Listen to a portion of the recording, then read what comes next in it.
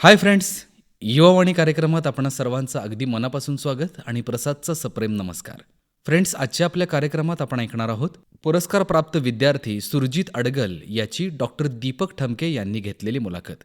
या मुलाखतीचा भाग पहिला आता प्रसारित करीत आहोत.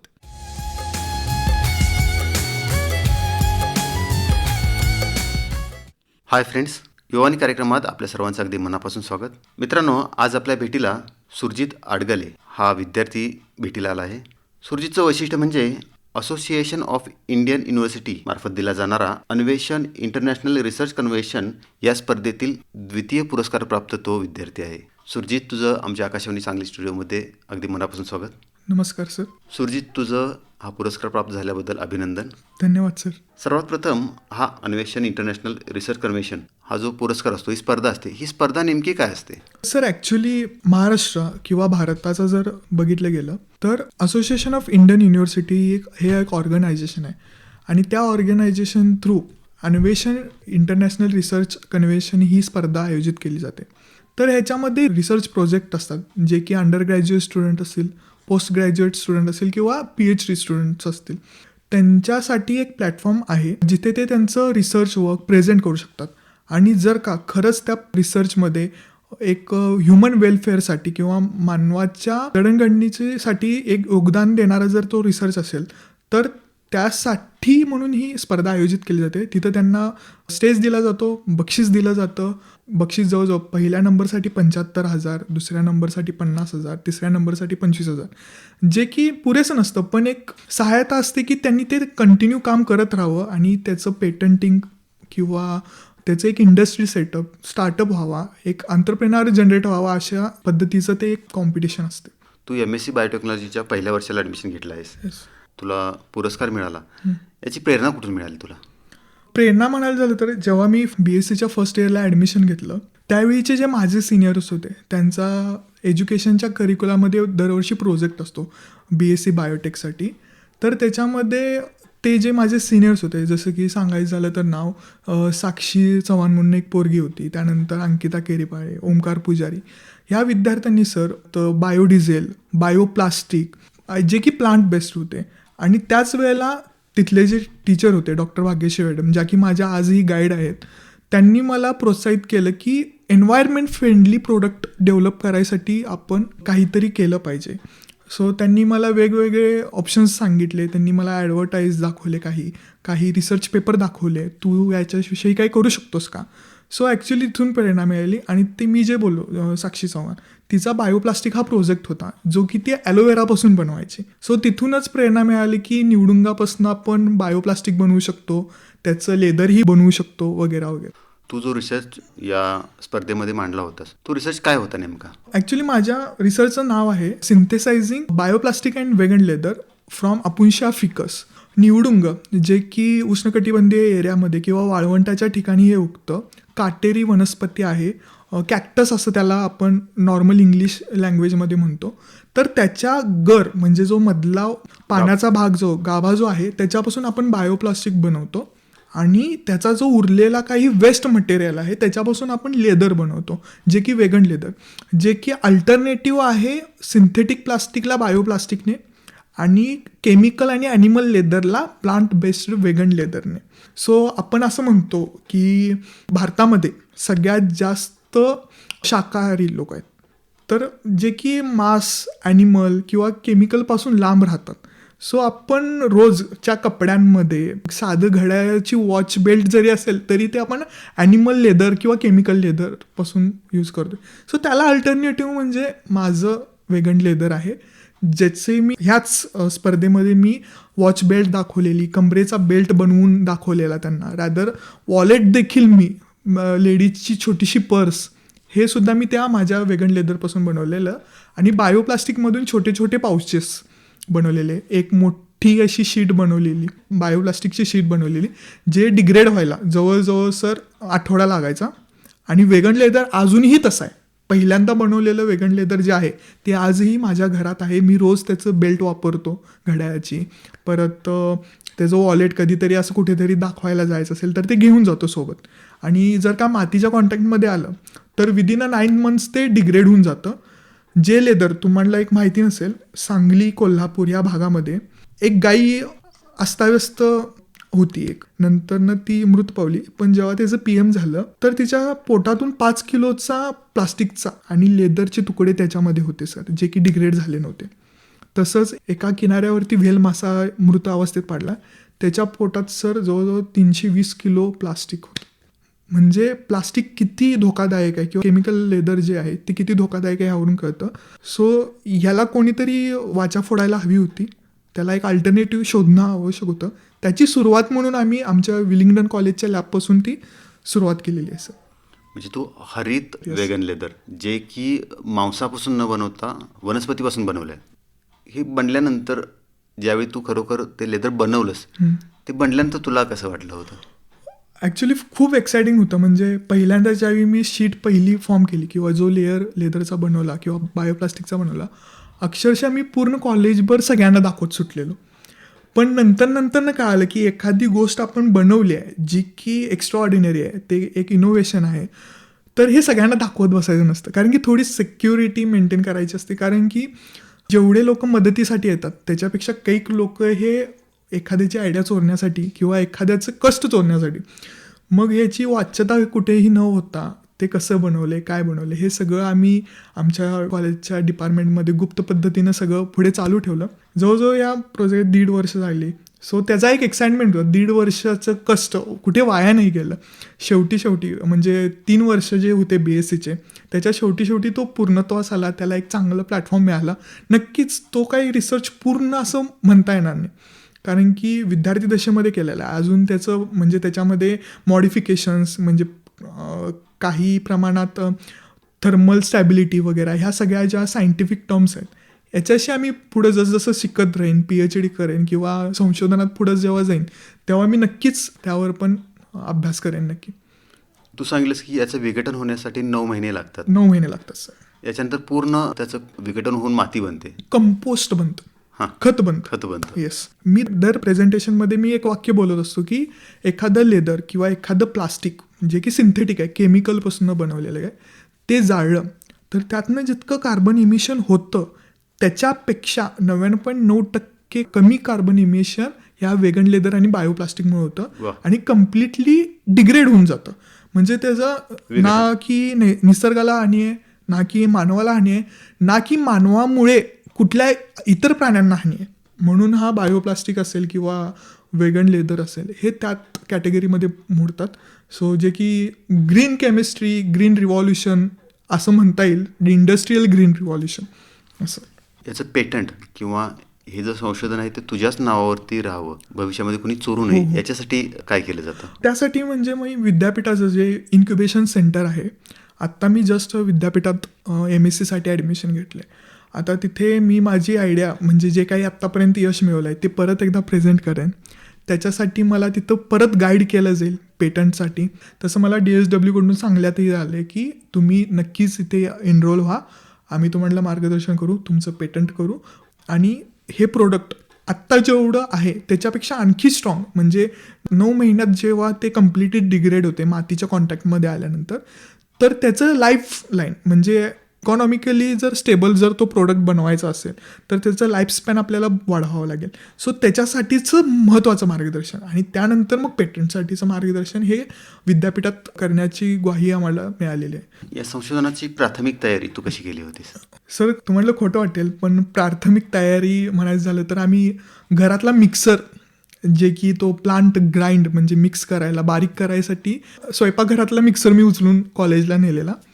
त्याच्यामध्ये कॉलेजच्याच कॅम्पसमध्ये निवडुंगाचं झाड, तिथून परत केमिस्ट्री डिपार्टमेंट, इथून प्रत्येक ठिकाणी प्लांट गोळा करायचे, त्याला काटे असतात, ते जपून घेऊन त्याचं वरची साल काढून त्याच्यातला गर बाजूला करून तो मिक्सरला हे करणं, मग ते हिटिंगला ठेवणं. सो हिटिंगचं जे बेसिक सामान आहे ते मला आमच्या डिपार्टमेंटमधून मिळालं आणि त्यासाठीचे काही केमिकल्स जे की खरं म्हणजे ते अवेलेबल नव्हते, म्हणून मी त्याला अल्टरनेटिव्ह शोधत होतो. मग त्यावेळी ते केमिकल्स घेण्यासाठी आमच्या भाग्यश्री मॅडमांच्या लॅबमधून मग मी ते केमिकल्स पुडीतून बांधून आणायचो. ऑफकोर्स त्यांच्याशी पण जरा थोडंसं फ्रॉड केल्यागतच आहे, बट अगेन त्यांचं फ्रुटफुल आहे, ती त्यांच्यातून थोडं आणायचं, इथे वापरायचं. आणि ऑफकोर्स 1.5 वर्षांनी त्याचा रिझल्ट म्हणजे त्यांच्या विद्यार्थ्याला एक रँक मिळाली एका स्पर्धेमध्ये. सो अशा काही जुगाड डिपार्टमेंटमध्ये करत राहिलो.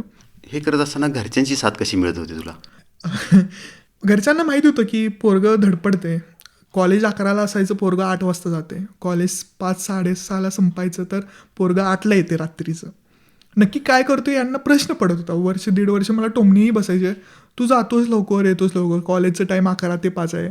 बाबांनी चौकशीही केलेली कॉलेजमध्ये येऊन की नक्की कॉलेज किती वाजता आहे. पण आत्ता कळते की पोरगं काय करत होतं कॉलेजमध्ये. तर या घरच्यांची साथ अशी होती. ज्यावेळी तुला पुरस्कार मिळाला त्यावेळी घरच्यांच्या प्रतिक्रिया काय होत्या?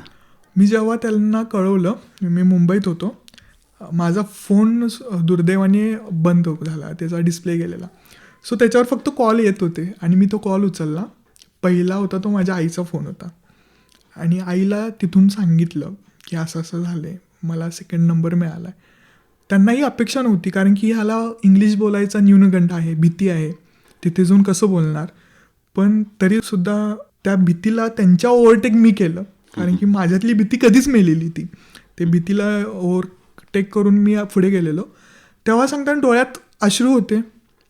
नक्कीच ते मी ढाळले नाहीत, म्हणजे अश्रू वाया जाऊन दिले नाहीत, कारण की मला ते प्रत्यक्षात त्यांच्यासमोर रडायचं होतं. तू 12वी सायन्सला होतास, मॅथ्स आणि बायो दोन्ही होतं. MBBSला किंवा इंजिनिअरिंगला न जाता तू इकडं बायोटेक्नॉलॉजीकडे कसं आवडलास? सर, मी 11वी-12वीला खरं म्हणजे मला डॉक्टरच व्हायचं होतं. प्रथम माझं जे होतं ना, म्हणजे विश होती किंवा मला जे शिकायचं होतं ते असं हॉटेल मॅनेजमेंट, मला ते करायचं होतं. पण नंतर कळायला लागली की माझी आवड बायोलॉजीमध्ये जास्त आहे, मग मला डॉक्टर व्हायचं होतं. दुर्दैवानं मी कुठेतरी कमी पडलो, मला MBBSला ॲडमिशन घेता आलं नाही. नीटमध्ये मला खूप कमी मार्क्स होते. सो मग ठरवलेलं की झालो तर MBBS नाहीतर बायोटेक्नॉलॉजी करणार, कारण की बायोटेक्नॉलॉजीमधून ही खूप ह्युमन वेलफेअरसाठी खूप साऱ्या गोष्टी करतात. वॅक्सिन्स प्रोड्यूस करायचं शिक्षण मिळतं, परत वेगवेगळे स्टार्टअप्स असतील, फूड टेकचे म्हणजे फूड प्रक्रिया असतील, त्याचं जे बेसिक नॉलेज आहे ना, हे बायोटेक्नॉलॉजीमध्ये शिकवलं जातं, ज्याच्यापासून मी एक चांगला एंटरप्रेनर बनू शकतो, एक छोटासा व्यवसाय चालू करू शकतो, किंवा एखाद्या R&D कंपनीमध्ये किंवा फार्मास्युटिकल कंपनीमध्ये मला एक चांगल्या पद्धतीचं R&D या पोस्टवर मला नोकरीही मिळू शकते.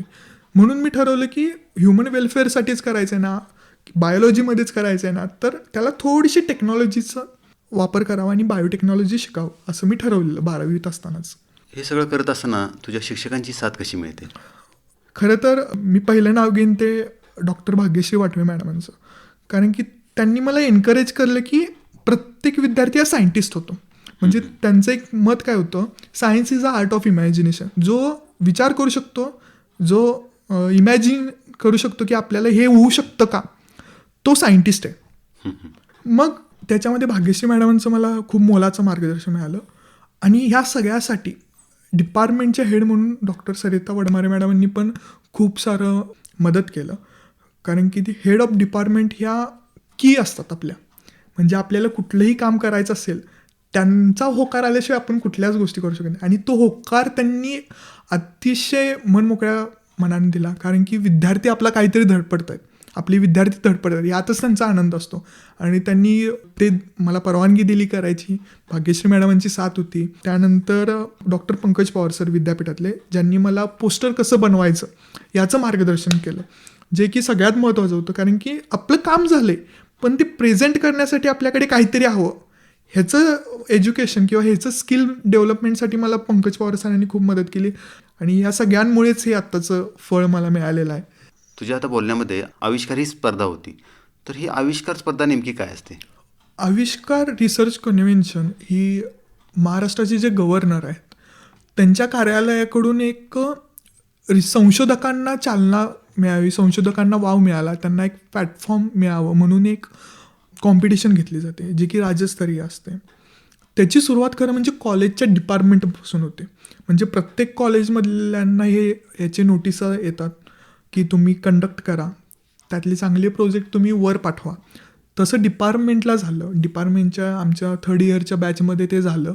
2nd इयरही असतं आणि 1st इयरही असतं, असं काही तिथे वर्गवारी काही नसते. पण प्रत्येक डिपार्टमेंटमध्ये TYचं घ्यायचं, SYचं घ्यायचं, 1st इयरवाल्यांचं घ्यायचं. त्यातून मी, माझे काही कलिग आम्ही सिलेक्ट झालो. मग आम्ही कॉलेज लेवलमध्ये इतर डिपार्टमेंटसोबत कम्पीट केलं. त्यानंतर आम्ही जिल्हास्तरीयला गेलो, जे की डांगे कॉलेज आष्ट्याचं आहे, तिथे होतं ते. तिथून सिलेक्ट झालो. तिथून मग विद्यापीठ स्तरावर गेलो. विद्यापीठ स्तरावर पण माझा 2रा नंबर आला आविष्कारमध्ये. त्यानंतर मग राज्यस्तरीय आविष्कारमध्ये गेलो.